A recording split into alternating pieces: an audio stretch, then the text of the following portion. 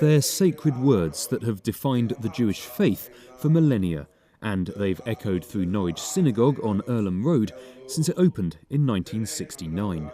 And now the congregation here is raising money to ensure the comfort of worshippers who come to listen to scriptures on the Sabbath. Thanks to private donations and £100,000 from the Norwich Funders Forum, they're almost halfway towards raising the money they need to refurbish their communal hall. It hosts lectures and meals, but is 18 years older than the synagogue itself and is greatly in need of renovation work. It's not a pleasant room to be in. It's cold.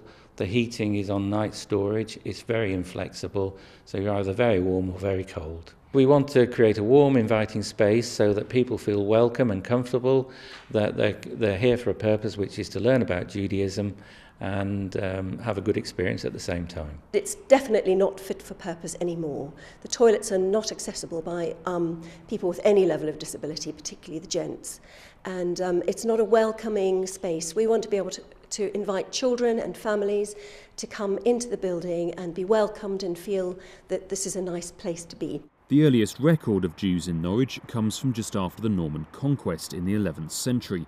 But anti-Semitic slurs led to persecution and eventually expulsion from England in 1290, with the Jews only returning 350 years later.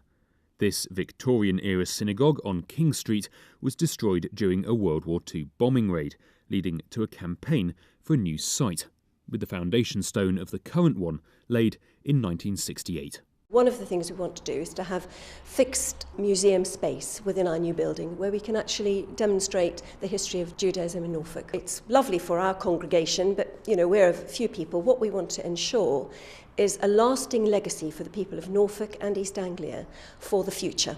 A hall and a synagogue which will be fit for purpose for the next 50 to 100 years. Today, preparations for Passover, which starts on Friday. But the proposed improvements aren't just to benefit those who worship here.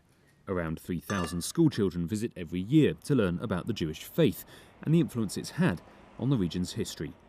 Leaders hope that with this £400,000 project, they and many others will feel welcomed into this house of worship. Mark Summers, Mustard TV, Norwich.